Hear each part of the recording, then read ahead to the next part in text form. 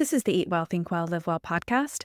I'm Lisa Salisbury, and this is episode 139, True Food Freedom, Why Structure Sets You Free. Welcome to Eat Well, Think Well, Live Well, the podcast for busy women who want to lose weight without constantly counting, tracking, or stressing over every bite. I'm Lisa Salisbury, a certified health, weight loss, and life coach, and most importantly, a recovered chronic dieter. Here, you'll learn to listen to your body and uncover the reasons you're reaching for food when you're not truly hungry, freeing you to focus on a healthier, more fulfilling approach to eating. Welcome back. Thanks for joining me today. Today, we're going to be talking about a phrase that gets thrown around a lot in this health and wellness space, food freedom.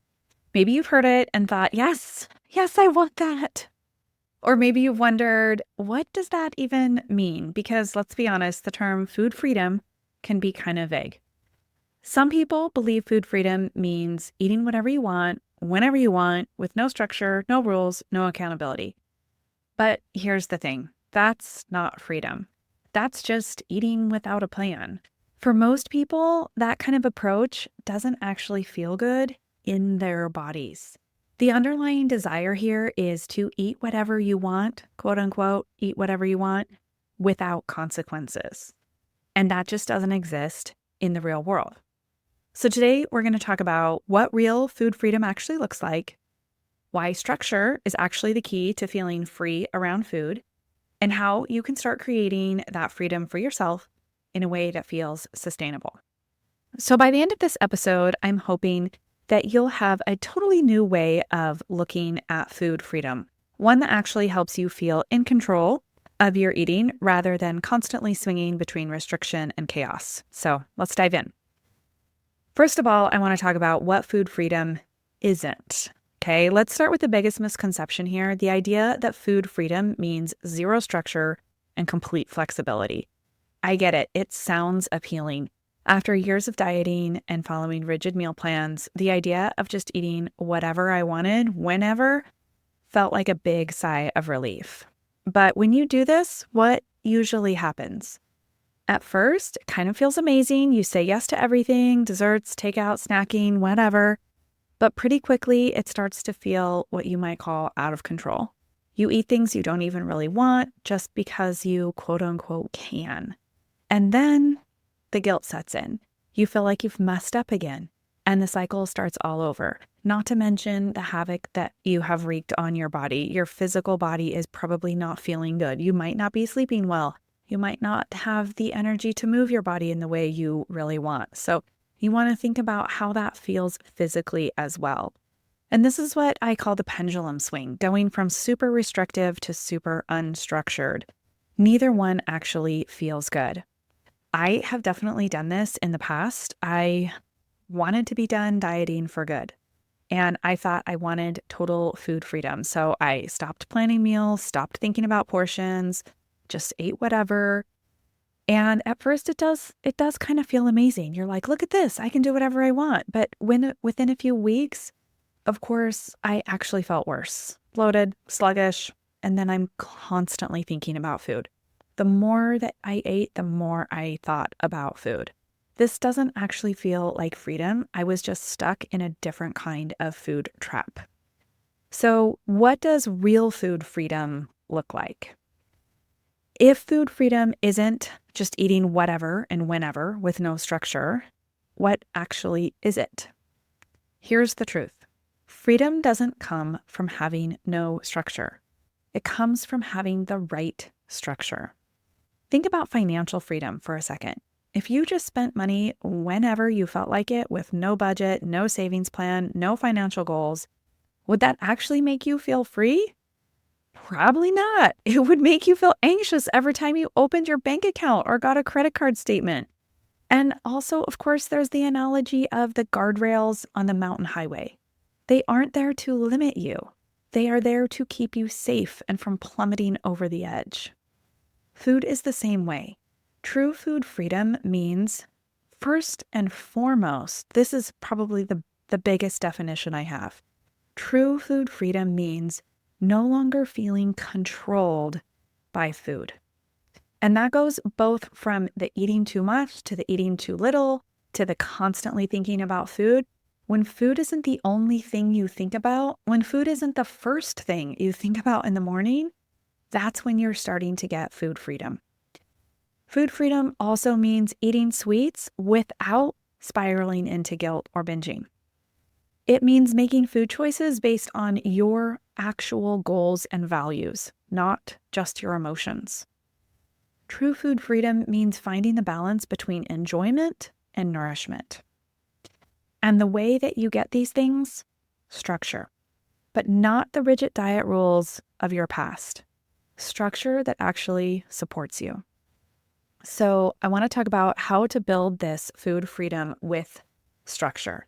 It comes down to a few key strategies. So number one, I want you to create sustainable eating patterns. Instead of just jumping on the latest diet, I want you to focus on eating in a way that feels good long term. This is constantly what I'm working on my clients with. It means knowing which foods give you energy. It means knowing which breakfasts, for example, help you feel stable throughout the day. Is it a high protein, high fiber breakfast? Hint, it is. But you need to experiment with that. You need to try different things and find the one that works best for you. It means understanding what portions actually feel like enough, not all the way to satisfied or full. We need to question our portions. As you're first learning to use the hunger scale, you think you know what feels like it's the right portion. But if you're on a steady increase, if you're on a steady weight gain situation, or if you're in a maintenance where you're like, I'd like to lose weight, but I just seem to stay the same, we need to start questioning the portions that are actually feeling like enough. We might just be eating a few bites too much. Another thing that helps you create sustainable eating patterns is planning meals without being overcomplicated about it. It's not about quote unquote following the rules. It's about finding a rhythm that works for your body and lifestyle. I'm going to refer you here to the Go-To Meals Guide. It's been out for a long time, so if you're a long-time listener, you probably have that, but that link is always in the show notes. That's a great way to create some sustainable eating patterns and to find meals that work for you without overcomplicating planning or, trying to reinvent the wheel every single day with what you're eating. Number two, identify and address your emotional eating. I know I talk about this a lot, but it's kind of what this podcast is about, right? A lot of what makes us feel out of control around food isn't actually the food. It's the emotions behind why we're eating the food. That's why true food freedom isn't just about what you eat, but also why you eat. So, of course, we want to just start paying attention to, are we eating because we're physically hungry? Or are we eating because we're stressed, bored, or procrastinating? Right? When you can separate emotional hunger from physical hunger, food starts to feel way less overwhelming. I did an episode about this actually just a couple weeks ago about breaking out of emotional eating cycles. It's called Why You Keep Emotional Eating and How to Finally Stop. It's episode 137. It's just a few episodes back. So if this is an issue for you, that's worth another listen. Number three, build the skill of intentional eating. Structure doesn't mean never eating dessert or skipping social events. It means knowing when and how to enjoy these things without throwing yourself off track. Intentional eating brings eating back up into our higher brain. It removes all of the habit eating, and intentional eating also incorporates things like always eating at a table from a plate. We stop eating on the go, grabbing things and taking it in the car. It's, instead of mindlessly snacking on cookies from the pantry, you might decide, I'm going to sit down at the table. I'm going to have one cookie, not five. You dish it out onto a plate. You savor it, enjoy it, the end, right? So we, instead of just grabbing one every time we walk through the pantry or eating it standing up in front of the pantry, we want to be really intentional about eating the things that you actually want to eat. That's real food freedom. Still eating what you love, but you're doing it in a way that supports your goals. Number four, we want to develop a healthy relationship with all foods. No more labeling foods as good or bad. Food isn't the enemy. Food also doesn't have morality. It's an inanimate object. It can't be good or bad. The problem with labeling foods good or bad is that that label then becomes on us. We become good or bad for eating those particular foods. The goal is to understand how different foods make you feel so you can make choices that align with how you want to feel. So this could mean, again, choosing a protein-packed breakfast because it helps you stay full longer. I probably will never stop talking about this. Getting enough protein in the morning along with some fiber will really set up your day, will decrease your sugar cravings. And even though you're not going to be full from breakfast at 4 in the afternoon, I'm telling you, it helps with those 4 in the afternoon cravings when you start your day with a protein and fiber forward breakfast. This could also mean enjoying a dessert after dinner because you genuinely want it, not because you're emotionally eating or because you plan to have it. I had a client today, I was looking at her plan for this week, and she's like, oh yeah, it's husband's birthday. He loves tres leches cake, so we've got that on the plan for Thursday. Great, plan it, have it. We don't need to feel guilty for having that, and that is true food freedom, is knowing I can have tres leches cake on my husband's birthday, and it's not going to set me back because I'm going to eat exactly the amount I want to eat.